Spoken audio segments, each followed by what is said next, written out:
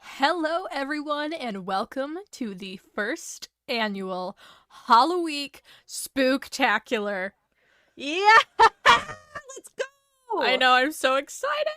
I am so fucking excited. We sure hope you're ready, because this week we're going to be releasing an episode every day. Single day. Bah, bah, bah. Yes, you heard that right. An episode each and every day.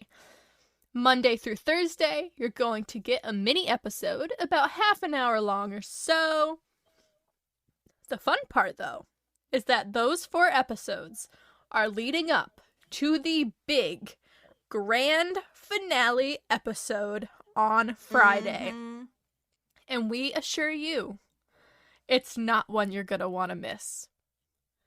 Without further ado, I'm Kate. And I'm Nat. And this is Wading into the Void.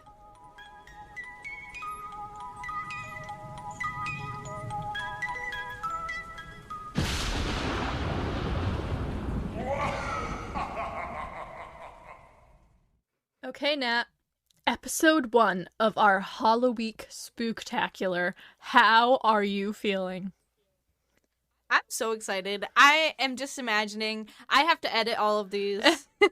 And I'm so excited to listen to them. No, it's going to Again. be good. It's going to be really good. This is so funny. This is the last one we've recorded. We have to be honest. Besides the long episode. The big kahuna. Yeah. This is the last mini episode that we've recorded, which is funny. We recorded it completely backwards. Literally completely backwards. We literally did that. I don't know how. It just happened that way. But I think it's hilarious. I'm so excited. I'm just imagining what it's going to sound like. Me being able to go into work every single day and listen to us Oh, I know. talking. Like, it's so exciting. I'm so excited. I hope everybody likes it and enjoys it. Yes. We're not going to fucking do it until next year again. No, that's for probably. sure.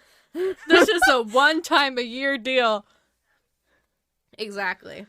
This is our week, so we're putting our all into this week. Yes, and Nat gets the pleasure of editing all of these because I am going to be the one that is covering the big, humongous, you cannot miss this iconic episode on Friday. Since these first 4 episodes are going to be about half of the length of a typical episode, why don't you let the listeners in on what they can expect as far as our tarot talk is concerned? So for these shorter episodes, I am planning on pulling just the Halloween Oracle. You'll get a little bit of the tarot taste, or I guess in this case, Oracle. But I'm not going to do the full 2-card pull, except maybe one episode's going to be a little different. I love it. With that being said, why don't you do our reading for today? All right, so we are, of course, pulling from the Halloween Oracle Guidebook by Mrs. Stacy DeMarco. You know her, we love her. The Halloween Oracle card for today is the Hearth. Ooh. And oh my god. Mm-hmm.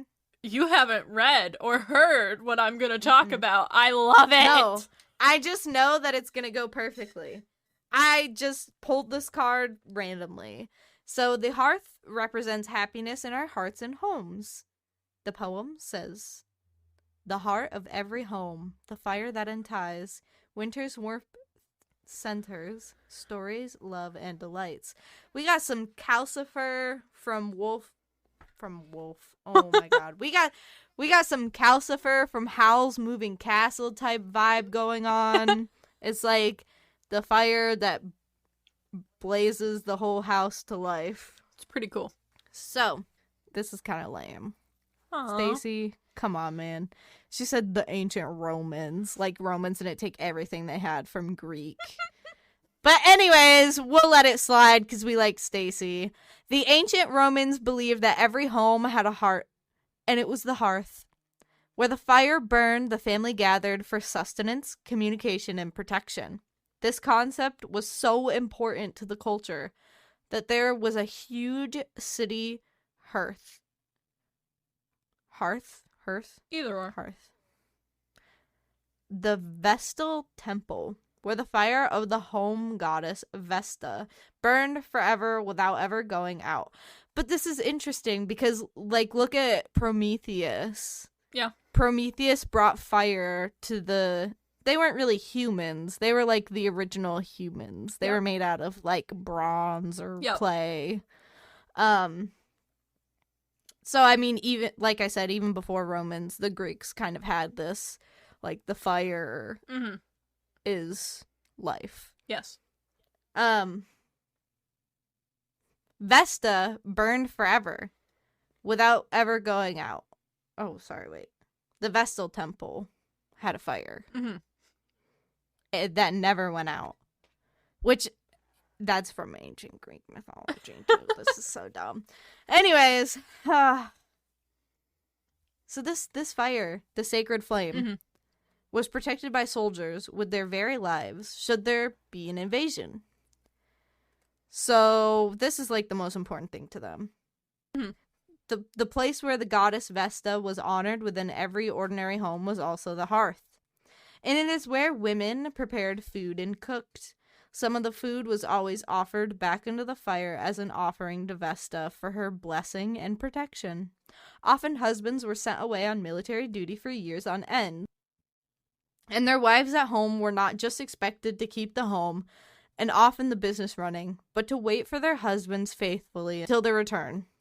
They prayed to Vesta to ensure their family members' safe return and to keep the fires of love stoked. The saying, "Keep the home fires burning," was inspired by this practice.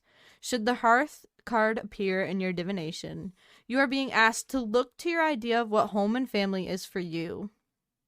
Take the time to build up your love fire and have it burning brightly. Make your relationships a priority. If there's a conflict within your home and family, it's time to take concrete steps to address the issue for good.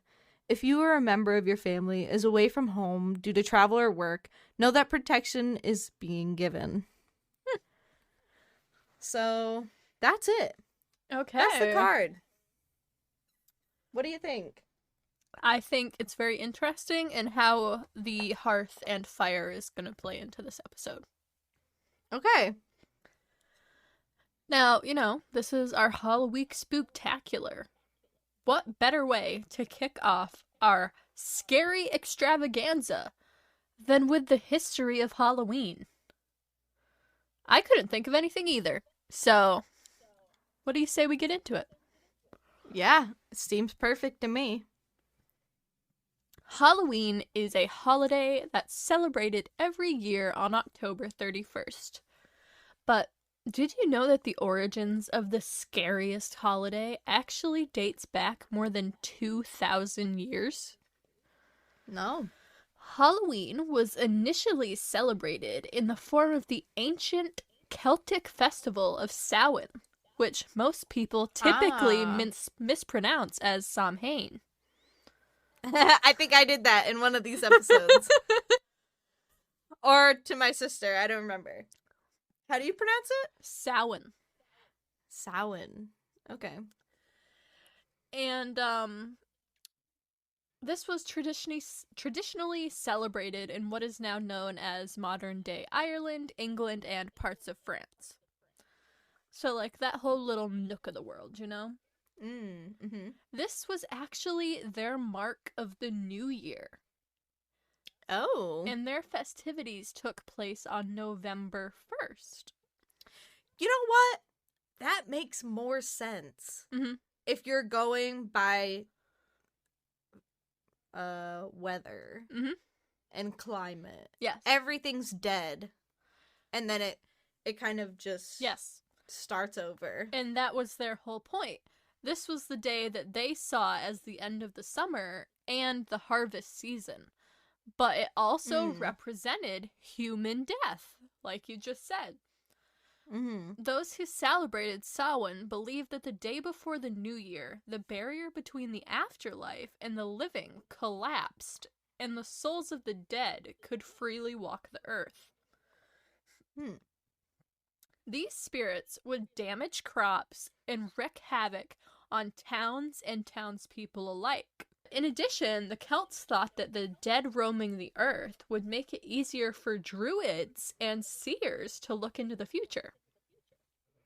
The people at this time were very dependent on the world around them, so damages to crops and havoc could actually be a matter of life or death. Wow. They put a lot of faith into what the druids predicted, especially when they needed to survive through a long and difficult upcoming winter in their new year. Because, like we do now, winter is what kickstarts the year, only they're starting theirs on November 1st instead of January 1st. How, you might ask, did they commemorate this big event? Well, that's easy.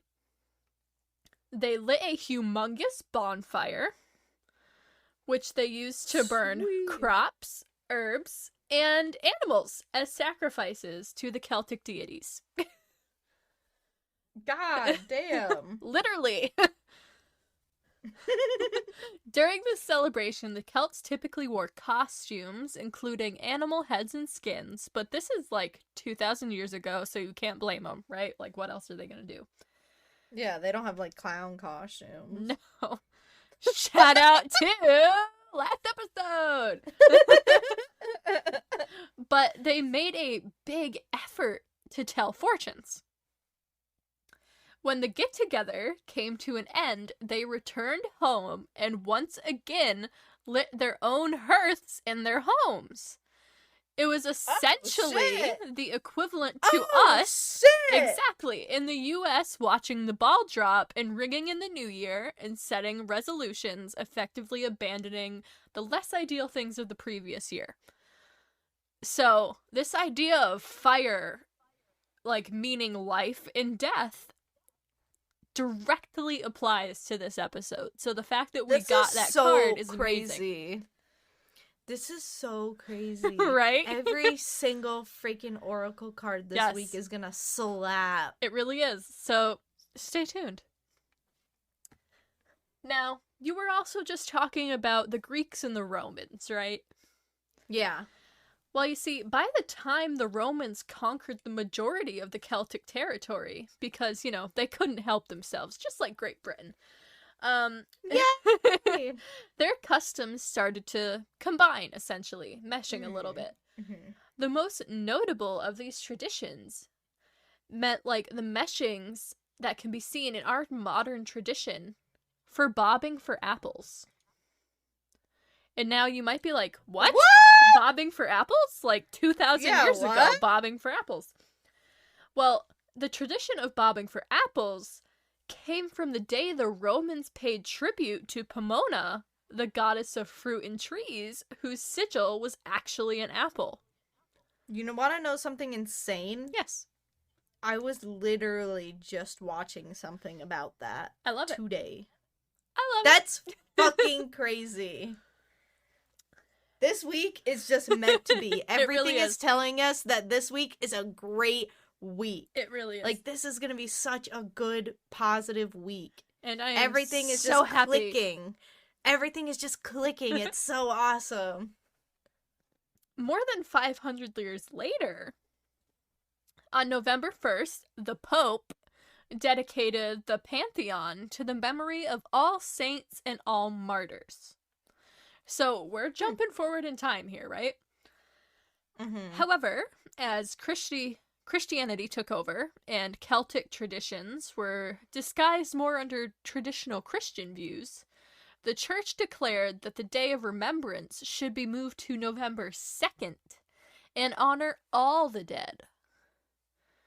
It then donned the name All Souls Day, or All Saints Day. And, you know, since Christians typically like to be hypocritical, and despite quote-unquote doing away with the Celtic traditions, celebrated All Souls Day by parading around a big bonfire and dressing up as saints, angels, and even devils if they were feeling risque. Wow. Yeah. Wow. Now, That's so inclusive. oh, I know, right? Wow. Ignoring the fact that they completely tried to be like, Celtic traditions are bad, but what are we gonna do? We're inclusive. We're gonna Saints. parade around this fire and pretend we're not literally doing the most basic Celtic tradition known to man, and we're gonna call it Christianity. Woo! Now that we know the big origin story of Samhain, All Saints' Day, All Souls' Day, whatever you want to call it, let's pop on over to the Americas and figure out just how Halloween became Halloween. In the colonies, the celebration of Halloween was incredibly limited because of strict Puritan and Protestant beliefs. Oddly enough, though, what we now know as the state of Maryland, of all places, What? was Maryland? Yes. Really? Was pretty Oh my adamant in celebrating the holiday. And I'm going to guess that this comes from their whole dancing around the maypole at Marymount thing that I learned about when I had to study the Bible in one of my college courses, but I didn't care enough to confirm it. So if you want confirmation on that, now go ask Dylan. He can probably give you an answer. I just think it's so fucking funny that we have beef with Maryland. The I know. entire state of Maryland. I know. This podcast has beef with it. I'm so sorry. Like, if you're from Maryland, I literally just cannot help myself. And it's not even the people. No. It's just the state in It's general. the state. Like, everything related to the state is just We're just, like- really mid and subpar. Like, okay, Maryland. like I've met yeah. people from Maryland. They're lovely. But, like, the state itself, even from that hideous flag, it's just bad. Katie was the original Maryland hater, but now she has me on board sorry. with the cryptids and just everything that we keep talking about. Please, any listeners, and this is the last thing I'll talk about before I move on, if any of you are from Maryland, please tell me what they taught you for state history, because nothing what? happened there. Okay, but also, like, give us one positive about Maryland. And 2 negatives to equal balance. No! We want to become on neutral grounds with Maryland. That is never gonna happen. We need to learn the good stuff, because we only know the bad stuff at this point. Okay, you can send it in. I'll try my best. But back to it, when the European values and holidays meshed with that of the indigenous people, something completely unique formed. The first few American Halloween events took place in the form of feasts to celebrate the harvest. Let's go! So, in reality, Thanksgiving is pretty much It's really- Halloween, yeah. which I thought was interesting.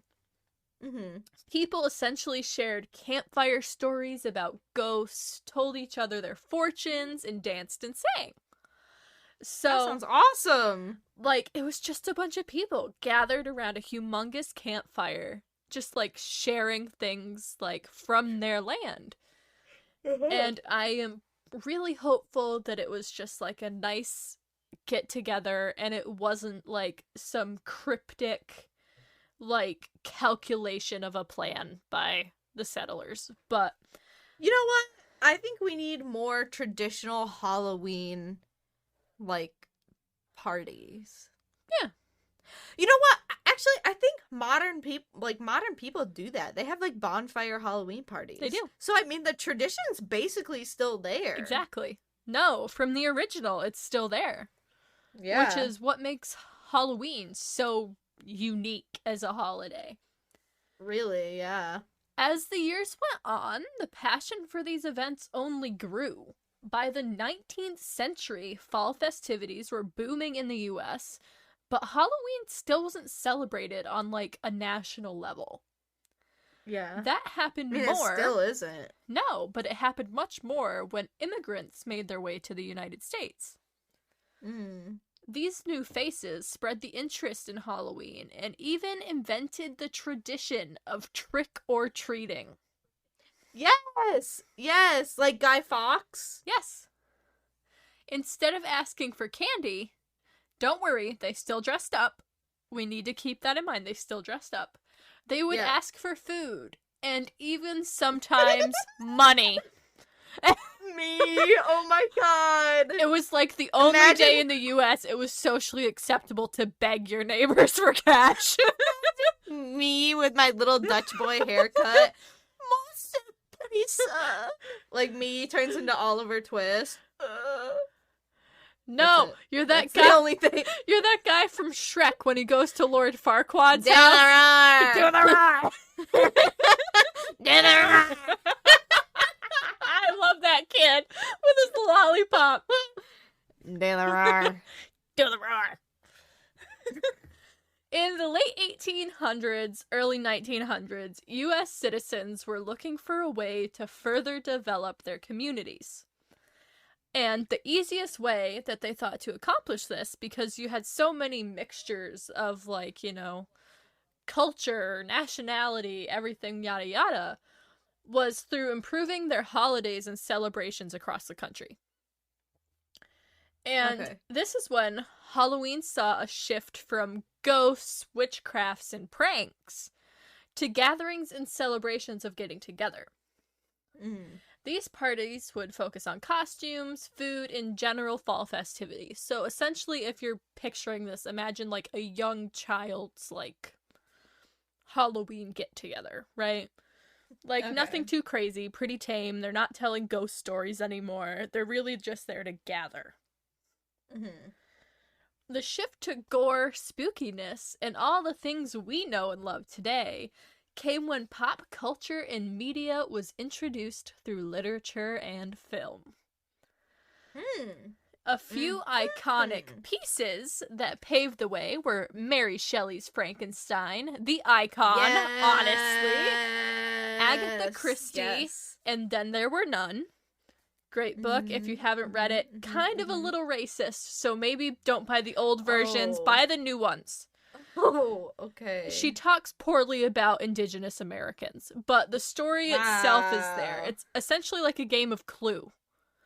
Okay. So, like, the plot's good, the writing, controversial. Okay. Interesting. The movie The Shining, Psycho, the Halloween series, Nightmare on Elm Street, and I could go on and on. Chucky. Yes. My true horror as a child. And Saw. Still now to this day. But oh man, I'm gonna stop myself there and say that everyone, this is the history of Halloween. Yeah. What you started with is still essentially what you have. And that's what I love about Halloween. Definitely more capitalism. Yes, for now. sure. It's all a lot of money grabbing. Oh, but for sure. It's basically the same. You go to Halloween parties and hang out with your friends and family. You have bonfires. And there's dress usually up. a bonfire. Yeah. You're participating in lively activities. You're telling ghost stories. You're, like, doing predictions. For us, if we were to have a party, we might do tarot readings, which completely incorporates in telling the future, you know? But before we wrap this episode, I wanted to give the two of us a chance to share a few of our favorites surrounding Halloween, just to really, you know, end this episode on a good note and kickstart our spooktacular. So, the first one... Yes. Is this when we tell everyone what our Halloween costumes are? Or do we wait? I mean, I don't have a Halloween costume.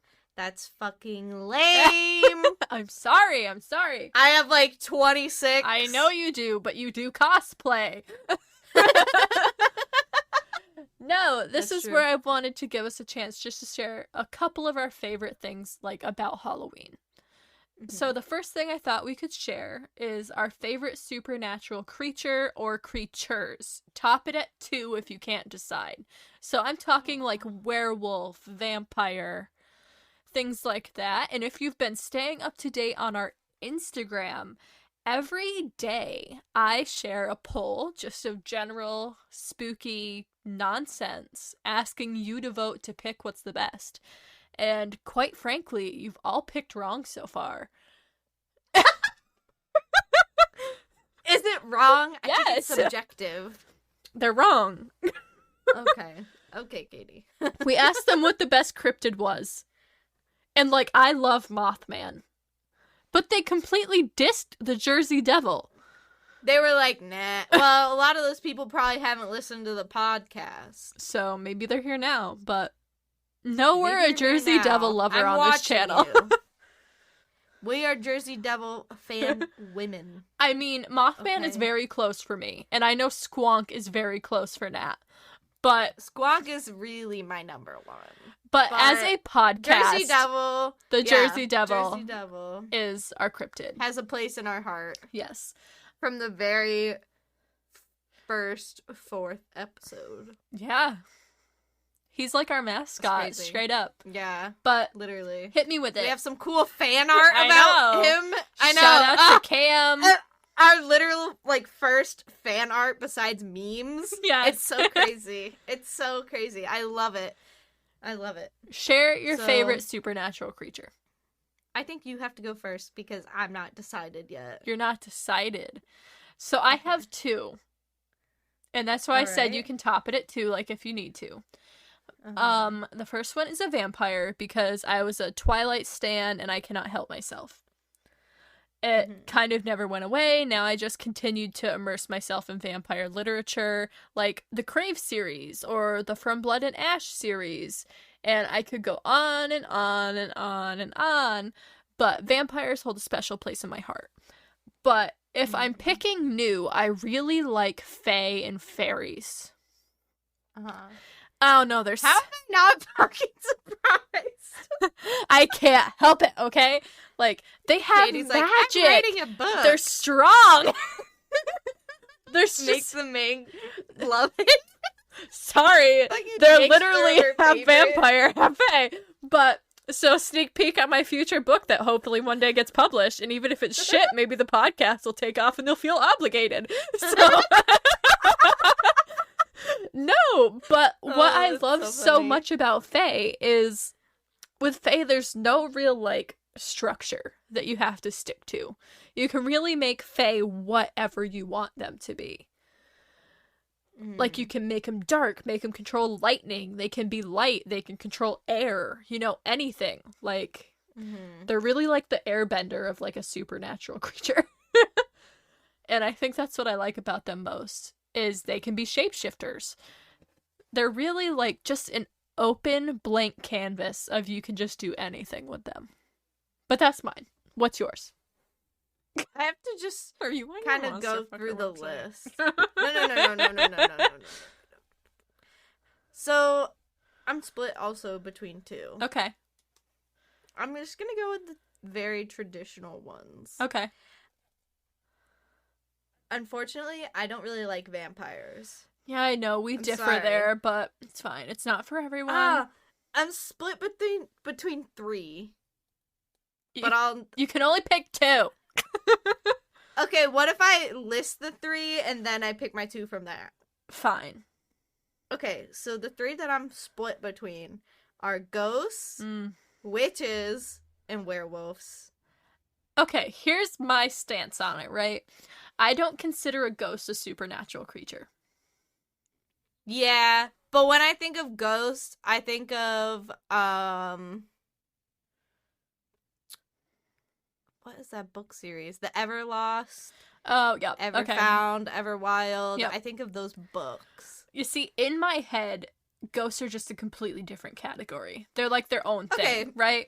Yeah, okay. So witches and werewolves then I would have to be split between because I love my We know.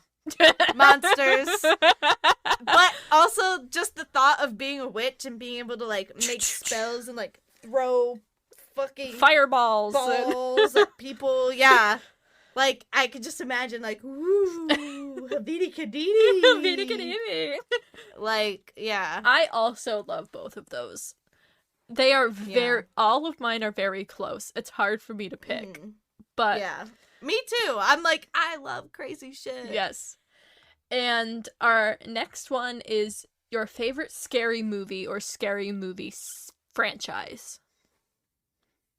Okay. Mine is the Purge series. You know, yeah, I've heard you say that before. So it's just the anarchy. And the scariness comes from the fact that it could totally happen here in the United States. So, yeah. That's where I get it for me, you know. I'm going to lay a new movie on you. Okay. I don't know if you've heard of it, but I highly recommend anybody who listens to this episode go check it out. It's called Malignant. Oh, yes, you've told me about this. I posted this on my story because somebody asked what my favorite horror movie was. And I would definitely have to say Malignant. And it's from 2022, I believe. So it's a new movie. And it kind of calls back to old 70s, 80s horror films with practical effects. It has some great practical effects in it. And one of the actors is a contortionist, and they do some crazy shit. And it is just plot twist, plot twist, plot twist, plot twist. There's like 4 different plot twists. I love it. And you have no clue what the fuck is going on the entire time until the very end. And it is just so good and so weird and spooky and just odd. And I highly recommend it. If you like practical effects and you like just weird stuff, go watch that movie. It's so good. It's now a classic in my books. I love it. If you had to pick one horror genre of film, what would it be? Like, are you looking at gory horror movies? Are you looking at psychological horror movies? Supernatural, like, paranormal scary movies? Because the supernatural scary movie, like, ghost story ones, are my personal favorite genre. Oh, gosh, that's so hard. I really like the paranormal ones. I appreciate a good jump scare. I really love the psychological ones that really make you think the entire time. But I also love the super nasty, gory ones, like Evil Dead. The original Evil Deads, even Army of Darkness, which is more of a horror comedy. Those are my absolute favorites. Like, if I had to choose, I would say they're scary movies. They're kind of goofy, but they have jump scares and shit, and each one is somehow very loosely following the story. Gotcha. Like, the whole story changes, but they're so good. I love Bruce Campbell. He's such a good actor. And the whole premise is so cool. Like, the Necronomicon bringing the Deadites to come, like, back, make people come back to life. I mean, kind of. The Deadites are like these creatures that possess people. And the Necronomicon is what they're trying to get. And apparently it's like can cause the end of the world or something like that. Something like that. If you ever have a chance, watch those 3 movies, the originals, not the new one, because I've never seen that and I don't think it's even related. Or watch the TV show. Okay. TV show is really good. And there's a new video game. Sorry. There's a new video game, Evil Dead video game, with all the characters from the TV show. Looks really good. Fun. Now, last but not least, debatably the most important. What is your favorite Halloween candy? Okay. Mine's easy. I don't have to think about it. I have one that I was always really excited to get. I don't think it's, like, necessarily my favorite candy, but every time we went trick-or-treating and I got dots, I would eat the shit out of all my dots immediately. Okay. Mine is simple. A Reese's Peanut Butter Cup. Wow. See, I'm not really a chocolate person. I like the fruity stuff. Oh, I love chocolate. I love hard candy, Jolly Ranchers, man. Those are good. chocolate. Chocolate. I love lollipops. I am the guy from SpongeBob. No, isn't that the old ladies? I'm talking about the guy that chases Screams, SpongeBob down. Yeah. Yeah, that guy. Oh, No, man. I am him. He is me. And that is it. I hope that's a nice little taste for all of you for what to expect this week. Mm-hmm. A big thank you to everyone who tuned in to the kickoff of our first ever Halloween Spooktacular. I am so very excited to hear what everyone thinks about each episode for every Yes. single day this week. Every single day! Where can they talk to us about the stuff from this week? On our Discord channel server. Everything. We have channels Or- and a regular server. We have channels in our server. Oh my god, I can't talk. And they could totally tell us about it on social media too, right? Of course. Of course! So they could tell us about it on Instagram or TikTok Wading into the void. or I guess on Twitter. Wade into the void. Yeah, and if you have something weird that happened to you on Halloween or you think is a good Halloween story, send it into our email. Wading into the void at gmail.com. We are compiling a huge fucking listener stories episode. I will not lie to you. I will not keep you from that fact. We are doing that. I have a huge list going at the moment. Maybe even enough for 2. Maybe even enough for 2. It's big. And now I can't believe I'm signing off of this episode in this way for the first time ever. Until tomorrow, Phantom fam. Lie low, maybe drink a cup of hot cider, and be sure to carve your pumpkins if you haven't already. True. Prepare yourself, because something wicked is flying your way tomorrow. Bye. Bye for now.